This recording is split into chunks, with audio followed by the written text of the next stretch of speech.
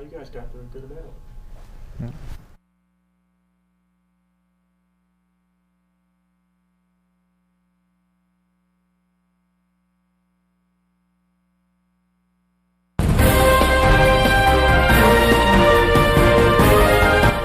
Coming up tonight, a man was shot during an attempted robbery in Manayunk, Philadelphia. A 32-year-old man was the first to be diagnosed with the coronavirus, and a hit-and-run driver crashed in Atlantic City this past Monday. All that and more on this next half hour of RTN News. Welcome back to RTN. Bella Casper.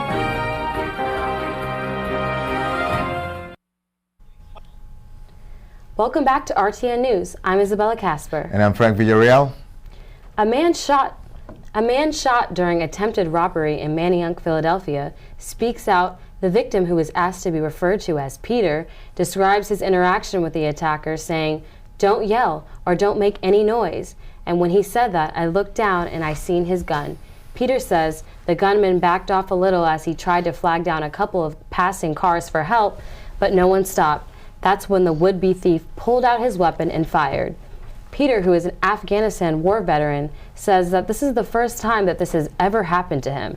Peter states, "I come to Manayunk, of all places, when it's supposed to be this nice, quiet, little town where nothing ever happens, then I get shot."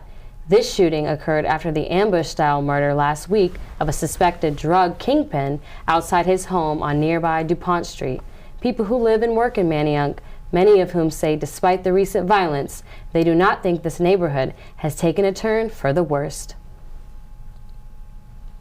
A 32-year-old man from Fort Lee in Bergen County is the first person in New Jersey to be diagnosed with coronavirus. According to Major Mark Sokolich, the unidentified man was being treated for the illness at Hackensack University Medical Center, where he arrived on Tuesday and was placed in isolation. Sokolich said it's a presumptive positive test for coronavirus that was performed by the hospital, and added that officials are waiting for the Center for Disease Control to confirm the diagnosis. He also said the man is in stable condition and that officials were hoping to interview him Thursday morning at the hospital to figure out where he was before apparently contracting the virus. Philly in the crosshairs as Trump threatens to pull sanctuary city funds. President Donald Trump is once again threatening to pull federal funding from so-called sanctuary cities, a decision that could very well hurt Philadelphia. In a tweet Thursday morning, the president warned that these cities could go non-sanctuary, referencing a ruling from the Second U.S. Circuit Court of Appeals in Manhattan that said his administration could withhold millions of dollars in law enforcement grants to 4 states to cooperate with immigration authorities. The president made a point to prove his seriousness by tweeting a second time, "Do not protect criminals." Through a spokesman, the city of Philadelphia declined to comment about how officials would handle a loss of federal funds and whether immigrants in the city should be worried. The city had previously won a lawsuit against the Department of Justice. Coming up next, a local Philadelphia woman is wounded by a stray bullet while walking her dog. We'll be right back.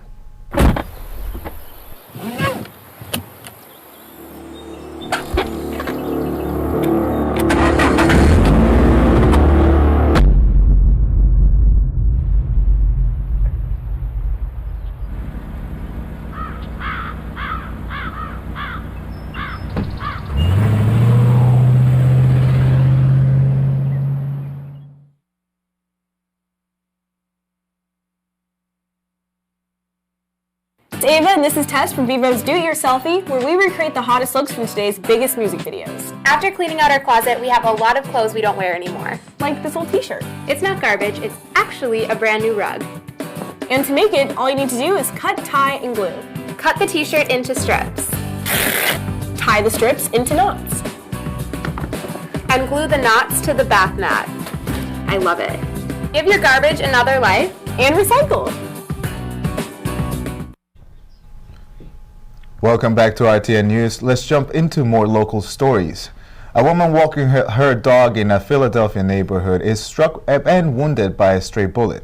The 59-year-old woman and her husband were walking the dog near their home when they heard a gunshot shortly after 10 p.m. Wednesday. The woman had been shot in her lower leg and was taken to a hospital where she was listed in stable condition.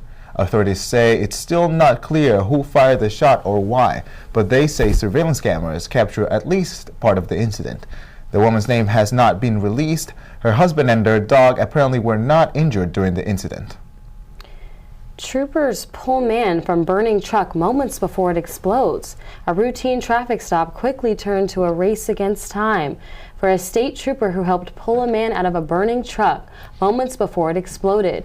On a New Jersey highway, New Jersey State Trooper Robert Tarleton was writing a ticket during a traffic stop on I-287 North when a tractor-trailer nearby ran off the side of the road in the express lanes. The truck hit a guardrail before catching completely on fire. Trooper Tarleton immediately jumped into action, requested fire and emergency responders, and then drove towards the burning vehicle. 63-year-old Ron Hickman, who has a wife and 2 daughters, suffered minor injuries and was taken to Morristown Medical Center for an evaluation. Hickman's family said he had a medical emergency moments before the crash. They thanked Tarleton for saving his life. A hit-and-run drunk driver causes a crash in Atlantic City on Monday that left 2 people in another vehicle seriously hurt. Authorities say 2 motorists were trapped in a car that had been hit near Route 30 and Gramercy Avenue just before 10 p.m. and had to be cut out of the heavily damaged vehicle by Atlantic City firefighters. Minutes later, Absecon police stopped an SUV with heavy front end damage and arrested the 35-year-old driver Michael Ollenhaus of Little Egg Harbor.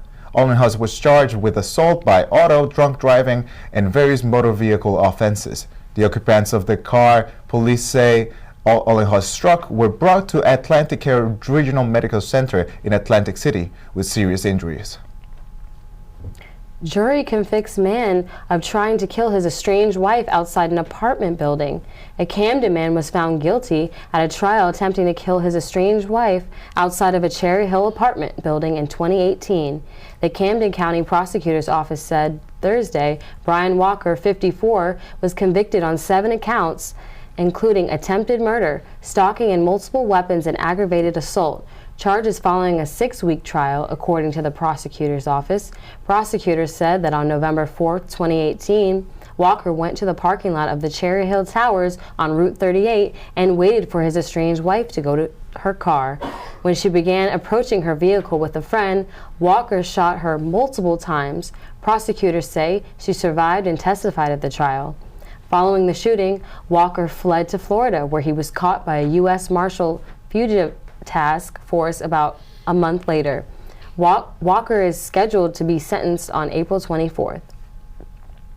Coming up next, we'll hear about the big day in politics along with other national news, just after this.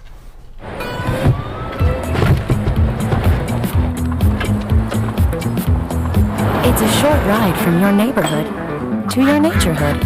To find a neighborhood park or green space near you, visit discovertheforest.org.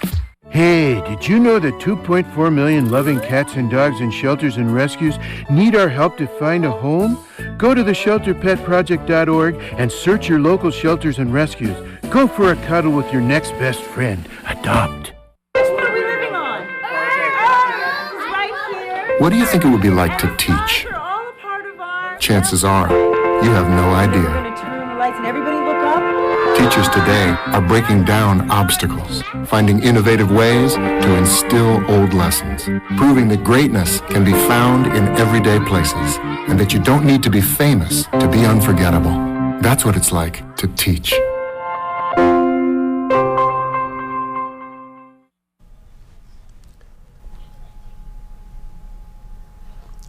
Hello everyone, welcome back. I'm Michael Adams here with RTN News' edition of National News. Super Tuesday was this week, which is a big day in politics. It's called Super Tuesday because the greatest number of delegates is up for the Democratic presidential nomination. The candidates need 1,999 delegates to secure the Democratic presidential nomination. Joe Biden did exceptionally well winning presidential primaries across the South. He hit home runs in Minnesota and Massachusetts, while also securing one of the biggest prizes, Texas. The day after Super Tuesday, Michael Bloomberg dropped out of the race and endorsed Joe Biden. Many analysts predicted that Bloomberg would drop out recently. He started to soar a week or so ago by dumping enormous amounts of money into advertising, but that didn't bump him up enough. Next, the coronavirus is hitting the economy so hard right now that it has forced the United States Central Bank to cut back interest rates. Stocks have been up and down the last few weeks because of coronavirus fears and the current political climate.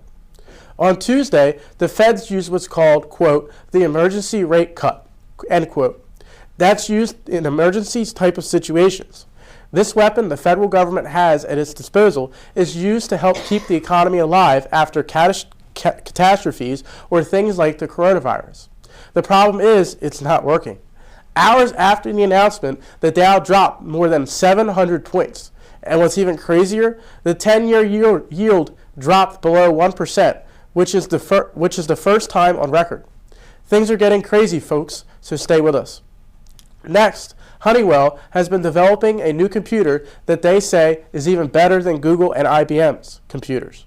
Honeywell says it will release to the market, quote, the world's most powerful quantum computer, end quote. Honeywell says that it reached a breakthrough in quantum computing. They're using subatomic particles to speed up processing. They also took on 2 partnerships with Cambridge Quantum and Computing and Zapata Computing in order to find new ways to deploy quantum computing. This type of scientific computing will help with business challenges. And lastly, 24 people have been killed as tornadoes wreak havoc on Tennessee. On Tuesday, tornadoes ripped through Nashville and other parts of Tennessee. They have flattened homes, taken down power lines, and tossed cars and airplanes. In Putnam, Tennessee, 19 people died. Wilson, Benton, and Davidson counties all reported fatalities, while 47,000 are without power. This even affected Super Tuesday because people could not get out to the polls. Later in the day, Tuesday, New Jersey was affected with several thunderstorms. So this weather was felt across the country. 2 people have been taken into custody after a robbery off of Rowan's campus. Our Jen Andalora has more.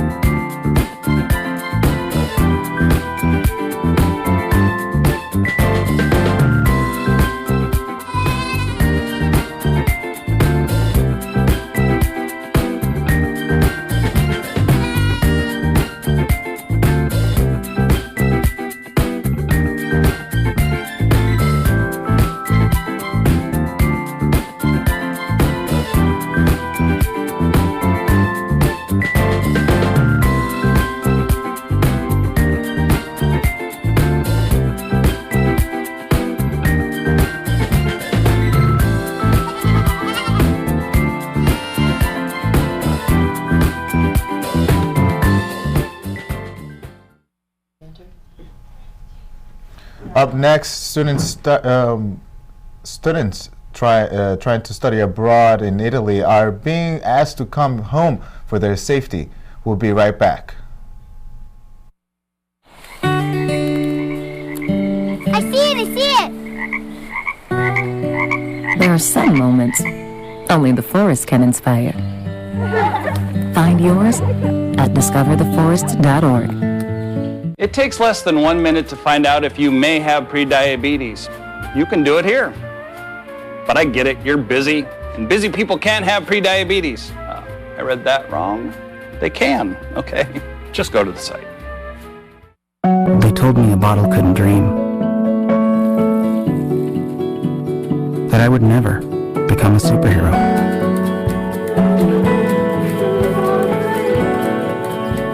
But I learned how to fly.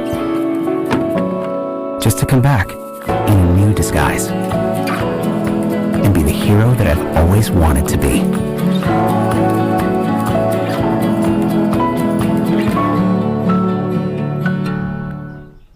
Welcome back. Now we go to Sienna with Rowan News. Hello everyone, I'm Sienna bringing you news from the nest. Rowan has had an interesting week from the virus to the protests, but for now, let's start with the study abroad programs. Rowan students are instructed to leave Italy due to the coronavirus. 6 of them are expected to self-quarantine to avoid the spread of the COVID-19, and one of them is actually choosing to stay abroad. Italy said it will close all schools temporarily as the death toll rises to above 100, with more than 2,500 confirmed cases. For some medical hope, former osteopathic Rowan medical student Dr. Jarrett explains how he changed his outlook on life after surviving a plane crash. Jarrett, at Dr. Jarrett on Instagram, expressed that his life's mission is to understand the brevity of life and live life to the fullest. Give a prof a follow. Protesters from last year came back on March 2nd behind the Student Center just waiting for someone to harm them. The group goes around to different campuses in hopes of someone to throw something at them or give them any reason to file a lawsuit. They like to target a large audience with some signs that read, "Women belong in the kitchen," "Jesus or hellfire," and "Oral sex is sin," and yelling aggressions that were anti-gay and anti-woman, such as, "Why do you want to go to hell so badly?" and "You, woman, are sexually assaulting me with your eyes." Instead of falling for their instigation, Rowan students decided to parade around with their pride flags, start a conga line, play the national anthem on trumpet, play "I Kissed a Girl" by Katy Perry on blast, and actually turned it into a fun little bonding event. The protesters' ultimate goal is to advertise their cause and gain clout from their protests, so, oops, it looks like I just forgot their name. I'm Sienna Rampula, and that's News from the Nest. Wow. All right. Did you guys go to the protest? I was in class. You were in class? Yeah. All right. We have priorities. All right. Yeah. It was so much fun. I was actually in the conga line. They started playing Spanish music. We danced around. Nice. It was fun. I mean, if hell was anything like that protest, Yeah, I mean, no, I it's feel not like bad. I feel It's like, really not. It's not that bad. Yeah. It's actually pretty fun. Yeah, it's what I think those issues kind of like bring people together and in the best way possible. You know, when we have to kind of like band together to face Exactly. something, like that. Exactly. Their entire goal was to reach a large audience just so they can get someone to do something. But it ended up actually being pretty fun. Yeah. All right. Well, thank you guys so much. Thank you.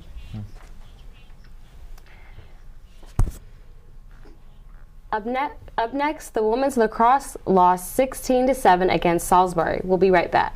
Well, Thomas, you've got prediabetes. But with more exercise and a change in diet, it can be reversed. I've tried exercising. It just makes me hungry for bacon. I love bacon, too. And who really likes to exercise? Not me. Me neither. Nobody. So we're good? What? Oh, you still have prediabetes. Big time.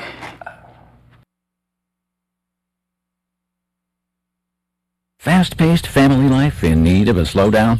Hello, I'm Dr. Spruce. Did you know all those green shapes on maps are parks and forests?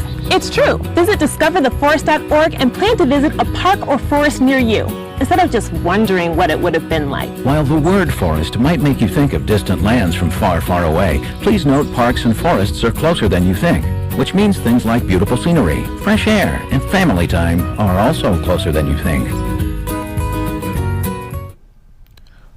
Welcome back. Now we go to Timmy with sports. Thanks, Frank. The women's lacrosse lost 16-7 against Salisbury Tuesday night. Sharon Sterner had 3 goals and Ashley Letier scored 2 goals. Sterner opened the game with a goal, but Salisbury followed with 4 straight tallies.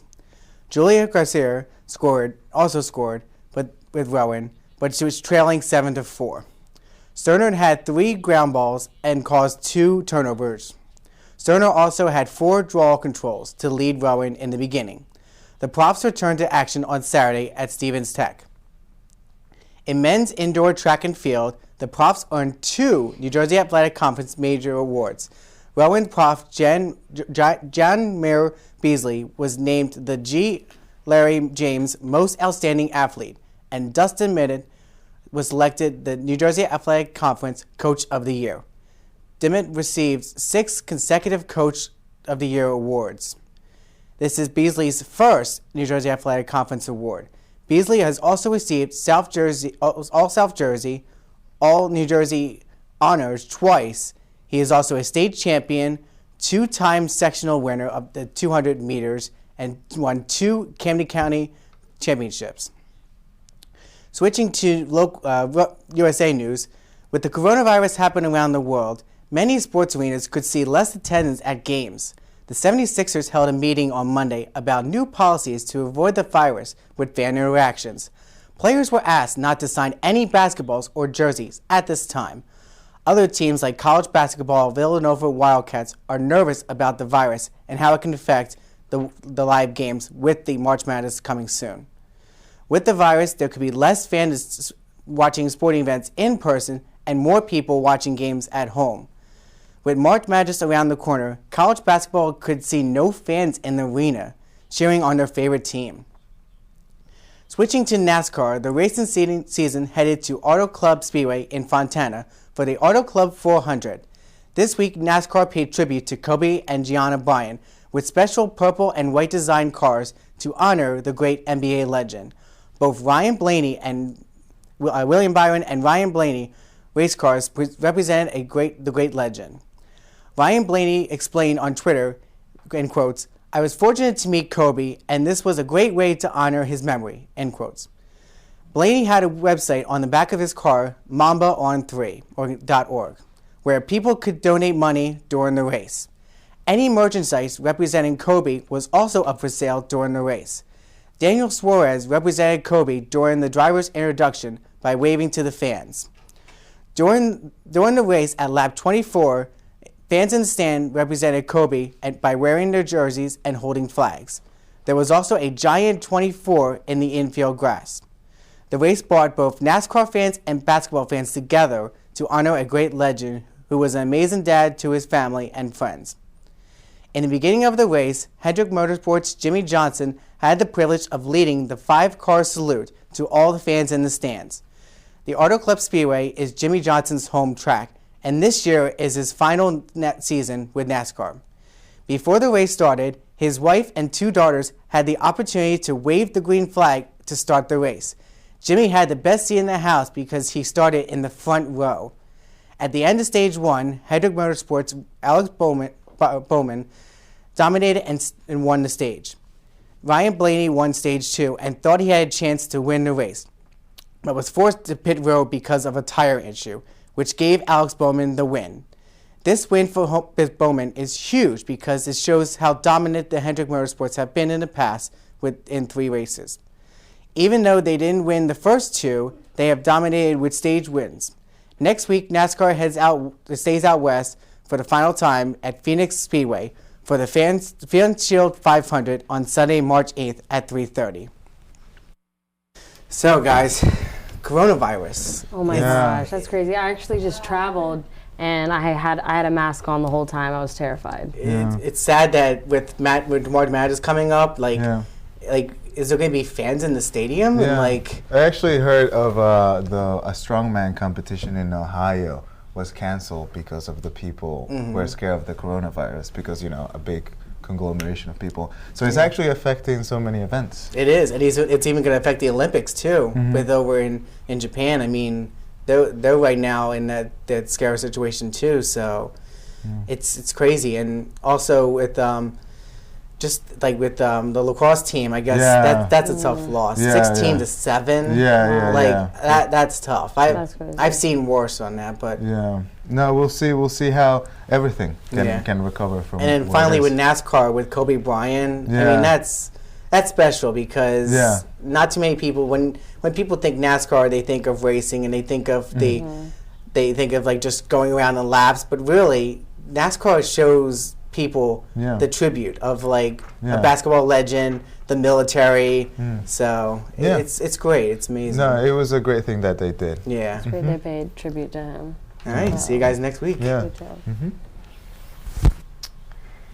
Coming up, we have weather with Michael Riacardi.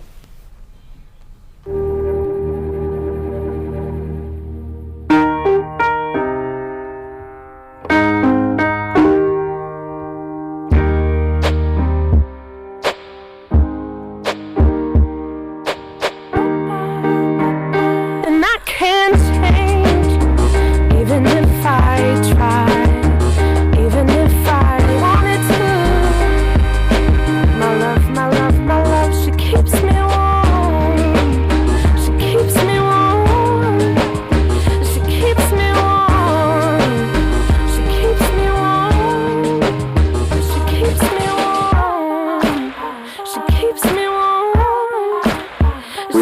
brothers and best friends. I love my sisters. My heart doesn't see race.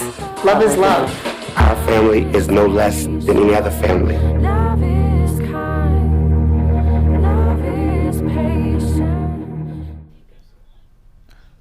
Welcome back. Now we go to Michael Riccardi with the weather. Welcome to RTN News Weather Live. Now let's beep, bop, and jive right into this forecast. It is Thursday. Mostly sunny skies with a high of 53, but that good weather cannot last for too long. Mother Nature will not let that happen. No. Friday, rainy skies with a high of 47, but the sun will come out to play once again over the course of the weekend, rising from a high of 45 to a high of 57 and concluding with a monstrous high of 67 on Monday. Now, of course, we will see some more rain showers on Tuesday going into Wednesday with a high of 65 and a high of 64 respectively. Back to you guys. I thought I'm walking on.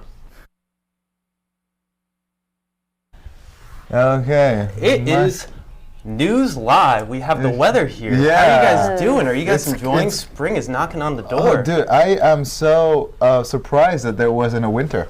I know, that's the thing. I'm ready for the nice weather. I hate the cold. Yeah. Are you looking forward to some snow? Hopefully late in the season? Yeah, I am. I'm ready. I'm wearing shorts right now. So. Oh, all right. There you go. Are you guys doing anything fun this weekend? It's going to be 64, 65? Yeah. Well, I just had a birthday this past weekend, so I'm just continuing to celebrate. So I'm excited. How about you, Frank? I'm sure something will come up. Maybe you'll come up with something. Absolutely, yeah. We'll have to see. Maybe Monday too. High of 67. So. Oh wow. Yeah, okay, that's really good. Nice. So Dude. maybe after class. I'll let you know. We'll grab a smoothie or something. Yes, absolutely. Well, I'll let you guys get back to it. You guys have a great day. Thank you. That's all for this week's episode of RTN News. I'm Isabella Casper. And I'm Frank Villarreal. Have a good day, everyone.